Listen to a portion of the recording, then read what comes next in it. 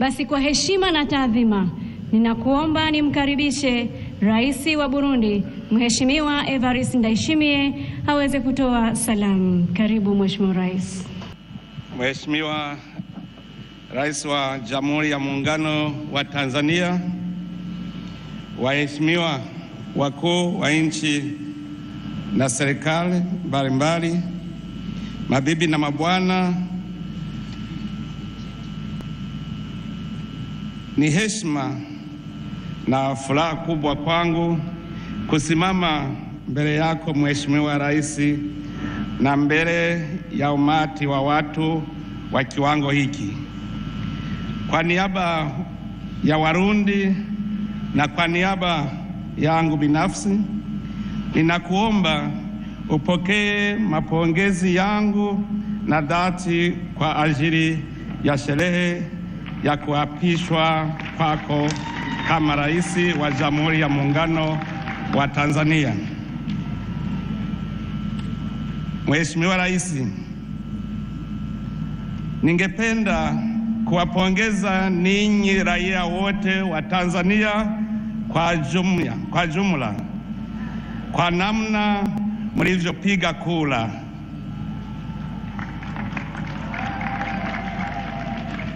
Katika ulimwengu wa leo, mnajua kwa wananchi upigaji kura ni kama mtihani. Mumefaulu mtihani, hongera sana. Tunawaahidi kama Warundi kuwa pamoja nanyi na kutumika pamoja na viongozi wenu katika harakati zote ambapo tutahitajiwa. Mheshimiwa Rais, Warundi na Watanzania ni ndugu, na undugu huyo sio kitu kilichoanza leo, bali ni kabla hata kupata uhuru. Baada ya nchi zetu mbili kupata uhuru, Tanzania imepokea na kuwahifadhi raia wengi wa Burundi, hata tunajisikia nyumbani. Kutokana na mawasiliano wa urafiki vilivyopo baina ya raia wa Burundi na Watanzania, furaha ya Watanzania leo ni furaha ya Warundi.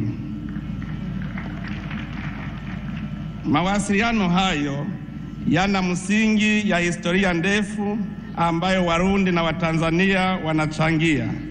Licha ya kuwa jirani, tuko ndugu, tuko pamoja kama mti na gamba,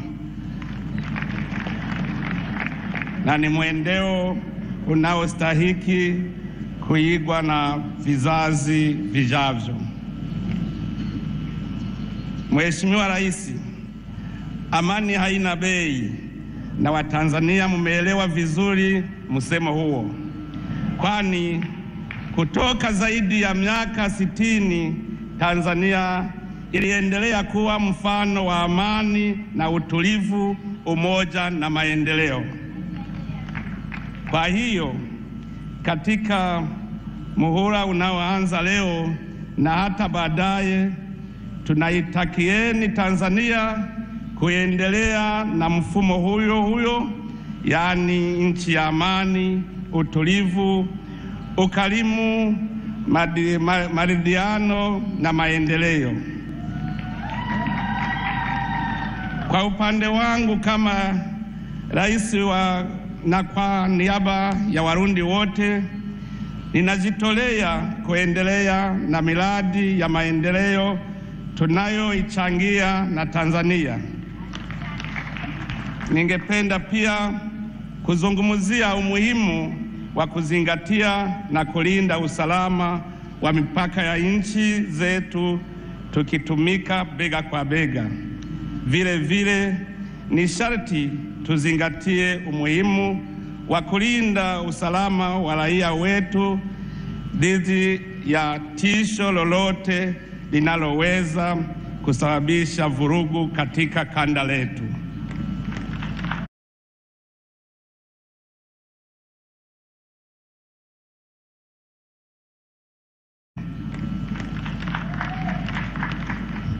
Mheshimiwa Rais, nina uhakika ya kwamba chini ya uongozi wako wenye maono maalum, Tanzania itaendelea kuwa nyota kwenye njia ya kudumisha amani, kuimarisha maendeleo na umoja wa kikanda.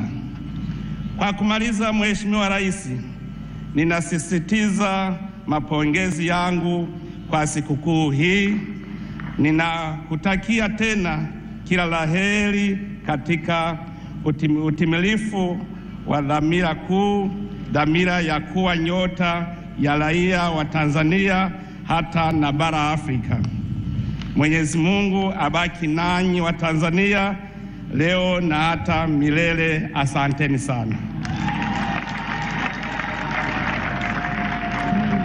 Mheshimiwa Evariste Ndayishimiye, Rais wa Jamhuri ya Burundi, Mheshimiwa Hakainde Hichilema, Rais wa Jamhuri ya Zambia, Mheshimiwa Hassan Sheikh Mahmoud, Rais wa Jamhuri ya Shirikisho la Somalia, Mheshimiwa Daniel Chapo, Rais wa Jamhuri ya Msumbiji, Mheshimiwa Jenerali mstaafu Dr. CGDN Chiwenga, Makamu wa Rais wa Jamhuri ya Zimbabwe, Mheshimiwa Jessica Rose Epel, Makamu wa Rais wa Jamhuri ya Uganda, Mheshimiwa Mostradin Abdu, Rais wa Bunge la Muungano wa Visiwa vya Komoro na kiongozi mwandamizi wa pili wa dola, Mheshimiwa Profesa Kithure Kindiki, Makamu wa Rais wa Jamhuri ya Kenya, Mheshimiwa Anzuluni Isitoleketi, Waziri wa Ushirikiano wa Kikanda na mjumbe maalum wa Rais wa Jamhuri ya Muungano,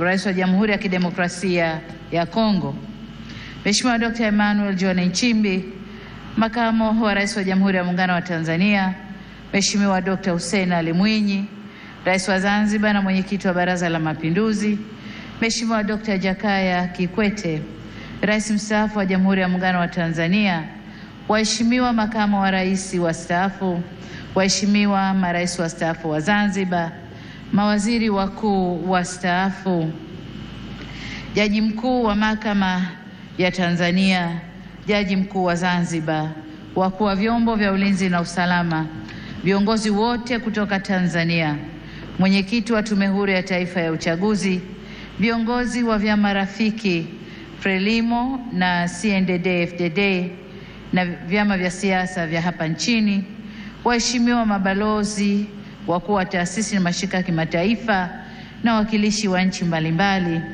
waheshimiwa wabunge wateule, wawakilishi wateule na madiwani wateule, waheshimiwa viongozi wetu wa dini, ndugu waandishi wa habari na wananchi kwa ujumla, mabibi na mabwana, Tanzania oye! Nianze kwa kumshukuru sana Mwenyezi Mungu kwa kuturuzuku uhai na kutuwezesha kushiriki sherehe hizi za kihistoria kwa taifa letu. Pili, ni washukuru Watanzania wote kwa imani yao kwa Chama cha Mapinduzi na kwa mapenzi makubwa na kutupa mimi na makamu wa rais fursa hii adhimu ya kuwatumikia. Shukrani za kipekee kwa viongozi na wanachama wa Chama cha Mapinduzi kwa namna walivyoendesha kampeni kwa mafanikio makubwa sana.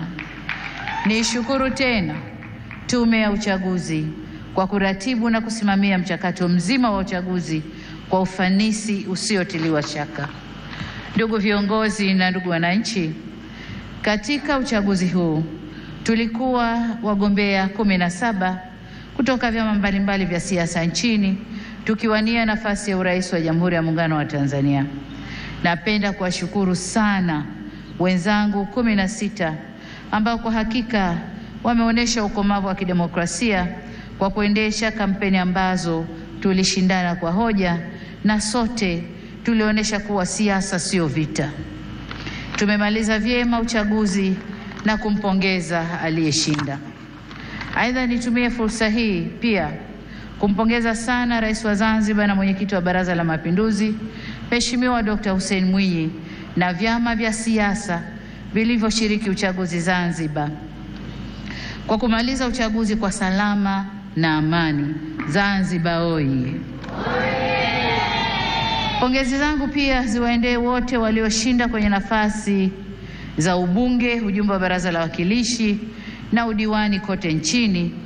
Kwa wote niwaambie, uchaguzi umekwisha. Sasa baada ya kuapa, tukafanye kazi ya kulijenga taifa letu na kujenga utu wa Mtanzania. Waheshimiwa marais, viongozi, ndugu wananchi, shughuli inakuwa nzuri na ya kufurahisha ikihudhuriwa na ndugu zako wanaokupenda. Tanzania leo imejawa na furaha kubwa kuona baadhi ya waheshimiwa marais wenzangu na viongozi mbalimbali wa nchi jirani na nchi marafiki wamejumuika nasi katika tukio hili. Pamoja na kwamba tulitoa mwaliko kwa muda mfupi, kwa wale walioshindwa kushiriki, tunatambua uzito wa majukumu yao na tunajua mioyo yao ipo pamoja nasi. Tunashukuru pia wote waliotuma salamu za pongezi kwetu. Tunasema asanteni sana. Ndugu wananchi, uchaguzi ni fursa kwa wananchi kueleza matakwa yao ya aina ya viongozi wanaodhani wataweza kuwatumikia vyema na kuwaletea maendeleo endelevu.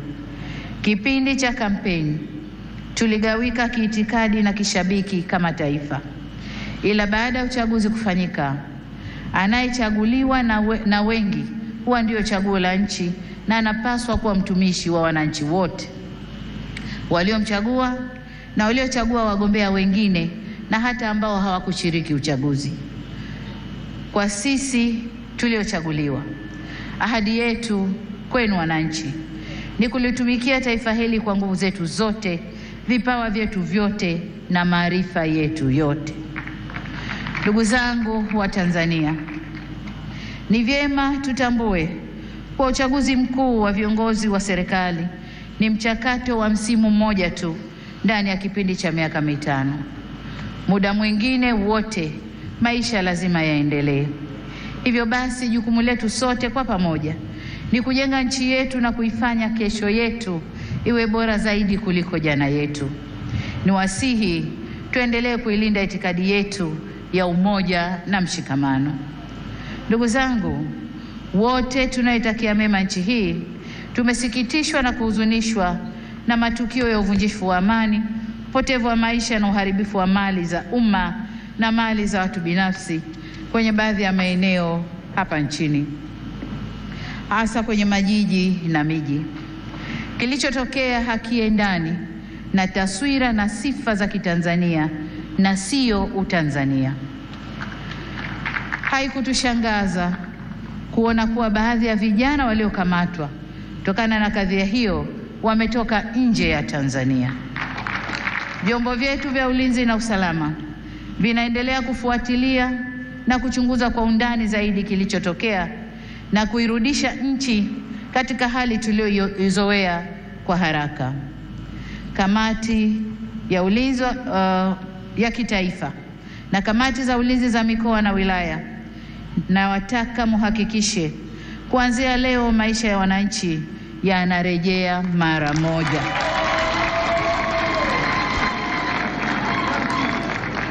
Amesema hapa Rais wa Zambia na Rais wa Burundi.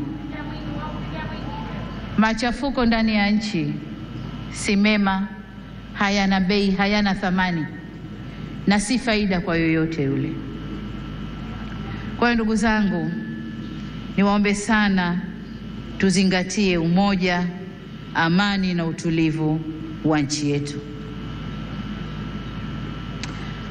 Ndugu zangu, nitumie fursa hii kutoa onyo kama mama, kutoa onyo kwa wale wote waliochochea uvunjifu wa amani.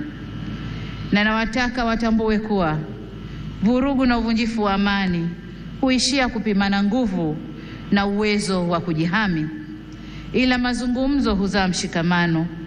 Sasa tuchague lenye manufaa kwetu, kwani usalama wa taifa lolote hulindwa na wote kwa nguvu zote na gharama zozote.